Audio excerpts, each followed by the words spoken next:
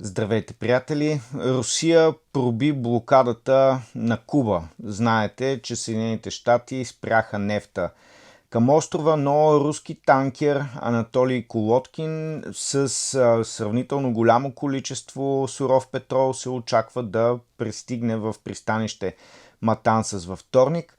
Тръмп коментира темата, какво каза той, ще ви разкажем в видеото и въобще защо изведнъж се допуска преминаването на руски кораб при условие, че до момента американците спряха доставките на петрол и от Венецуела, и от Мексико, което беше последната държава, реално подкрепяща с енергия Хавана.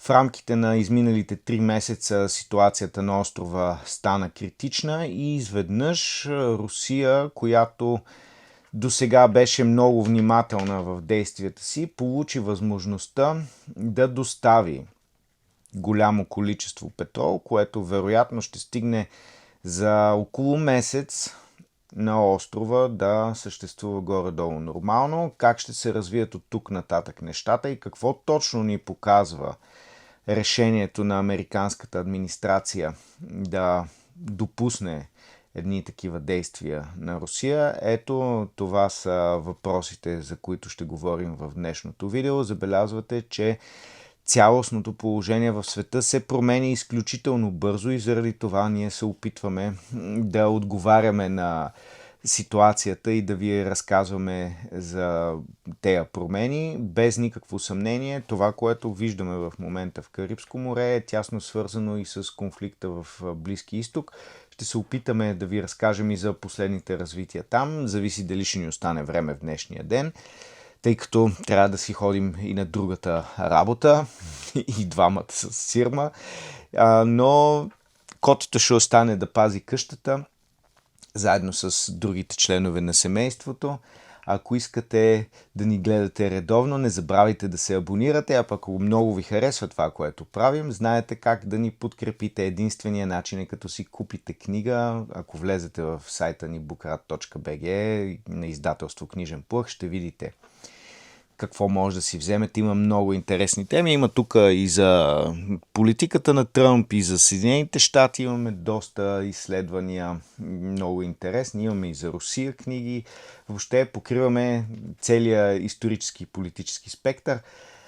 Заради това може и в книжарницата да дойдете, където може да попитате пряко за какво става дума. И преди да приключа с рекламата, да ви кажа, че ще направим представяне на книгата на Дугин за консервативната революция на Доналд Тръмп. Ще имаме удоволствието професор Иво Христов да ни разкаже малко повече за нея на 9 април от 19 часа в Руския културен център. Ще можете, ако искате, да се видите и с нас, и с него и да чуете повече за тази книга, пък и освен това да си я вземете там на място, така че очакваме ви през следващата седмица. Сега се връщаме към основната тема. Както казах, руският танкер Анатолий Колоткин с много голямо количество петрол, т.е. пълен с петрол, пътува към Матансас. Има спорове в момента в медиите, колко барела превозва танкера. Разликата е сериозна. Част от медиите твърдят, Нью Йорк Таймс пишат за 730 хиляди барела, докато Reuters твърди, че са 650 хиляди барела. Не е ясно колко са. Това, което знаем е, че танкера бе натоварен на 8 март в едно от руските пристанища близо до Петербург и в последствие премина през Ла-Манша, като по време на преминаването през Ла-Манша танкера беше пряко охраняван от руския военноморски флот, което е много важно, защото ще видите след малко как се промени и британската позиция в последната седмица.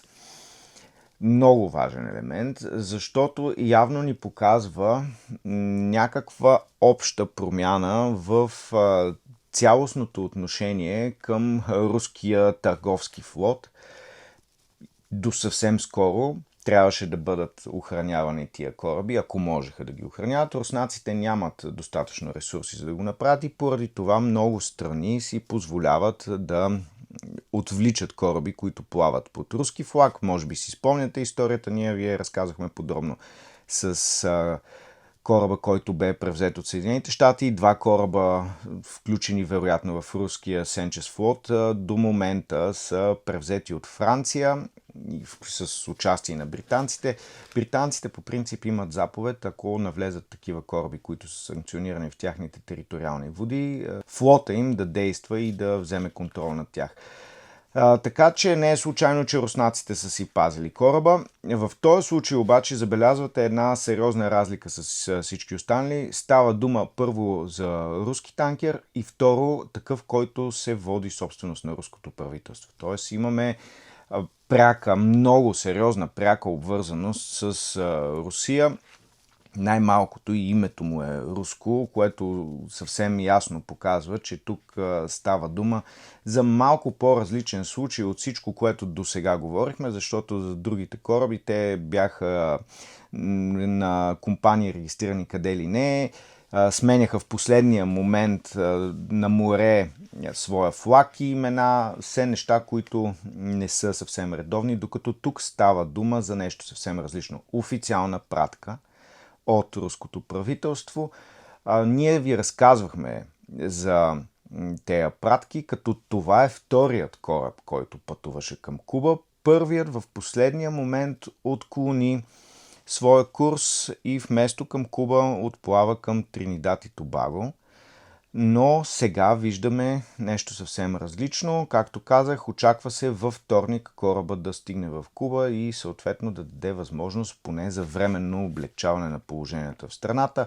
Според различните анализатори, тези количества нефт могат да стигнат както за 2 седмици, така и при сериозно пестене за около месец. Големия въпрос е дали ще има още такива доставки. И тук стои неяснотата. Не случайно ви говорих за Великобритания, защото някои от медиите твърдят, че има друг танкер, руски, който плава в посока към Карибско море и той съвсем скоро е минал през териториалните води на Великобритания, без британците да направят каквото и да било срещу него. Тук безспорно трябва да добавим и факта, че Съединените щати отмениха санкциите срещу руския Сенчес флот в рамките на 1 месец знаете, до средата практически на април в връзка с войната в Иран. Съответно, можем да смятаме, че всичките тези промени настъпват точно заради войната в Иран и тук стигаме до официалната позиция на Белия дом.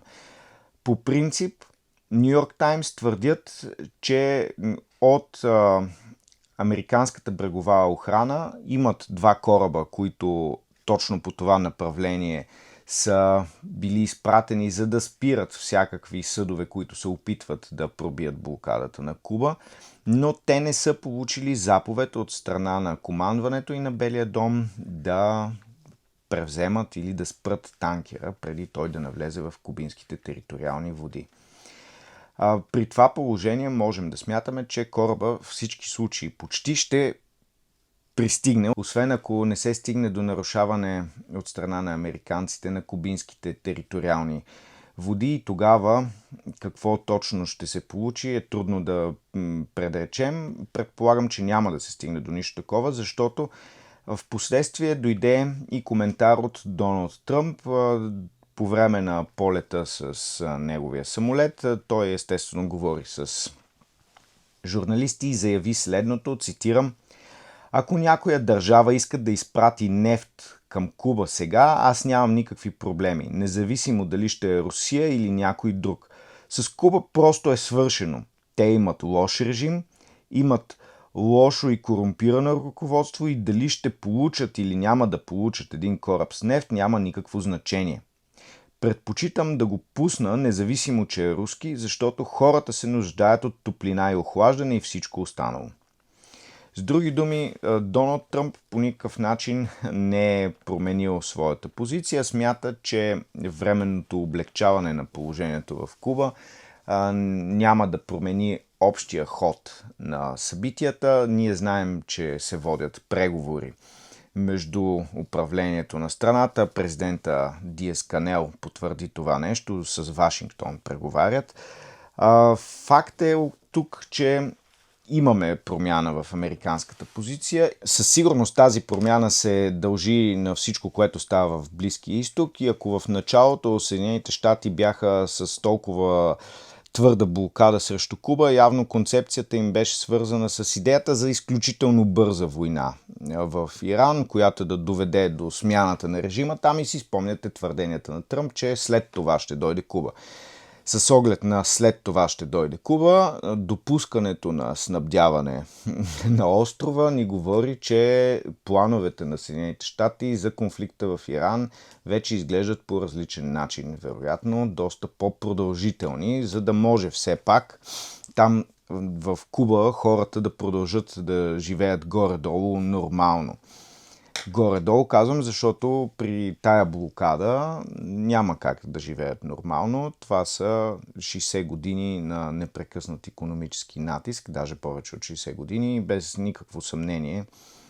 Резултатите вече се виждат съвсем ясно. Интересното е тук, че Русия успява да пребори блокадата и да помогне на един от съюзниците си, въпреки че съюза с Куба изглежда по много различен начин от това, което беше в епохата на социализма.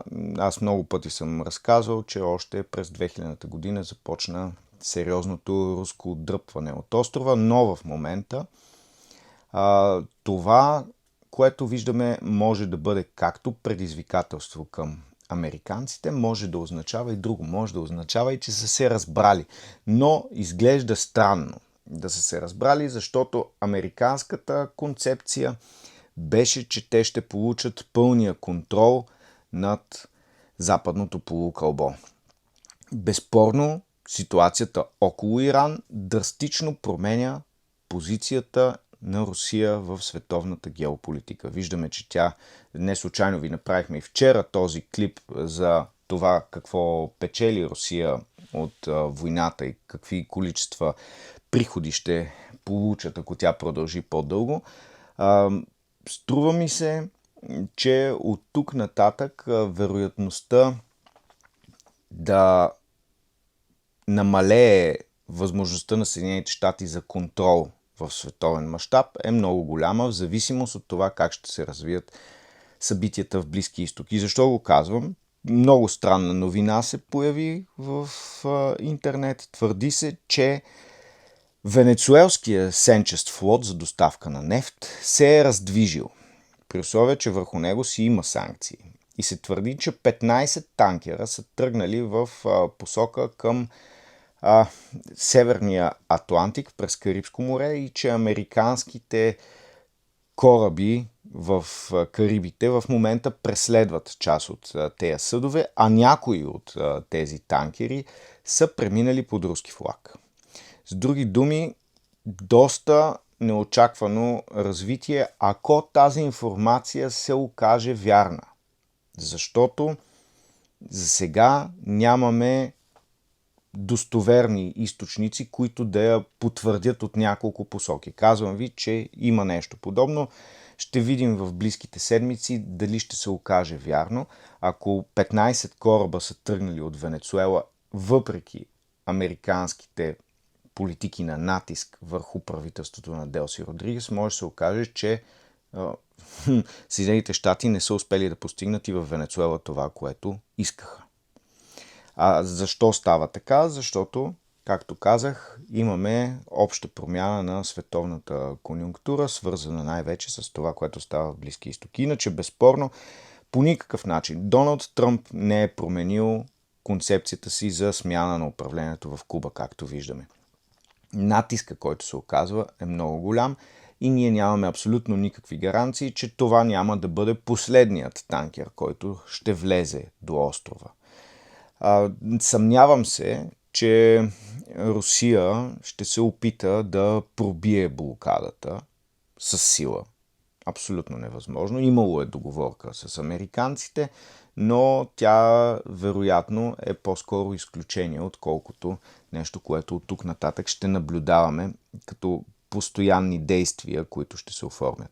В същото време Съединените щати се опитват да намерят слабото звено в ръководството на Хавана и вече се тиражират много имена. Интересното е, че официално от Куба обявиха, че няма да обсъждат каквато и да било политическа промяна в системата, но искат да преговарят с Съединените щати и тук е важен елемент това, че те използват Ватикана като посредник, нещо, което може и да се окаже успешно в този случай. Всеки един момент има много конспирации по повод на предстояща смяна в управлението на страната. В момента се спрягат две имена.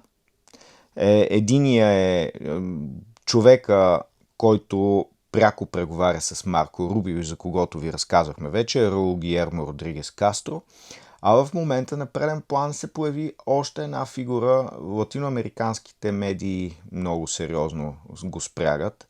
Оскар Перес Олива Фрага, който в момента е вице-премиер, човек свързан с външната търговия на страната, човек, който между другото е отговарял и за контактите с Русия и Китай и от друга страна се смята за технократ и склонен към някакъв тип икономически промени, вероятно и политически промени. И големия коз в цялата тая работа е, че независимо, че той не е Кастро, какво се води това, праплеменник на двамата братя Кастро.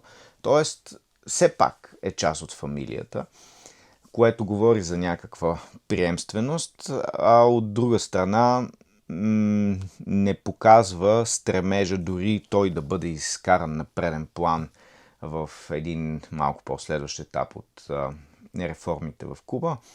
Не ни говори за пряко отдръпване и възможност на кубинската диаспора от Съединените щати да се върне с пълна сила.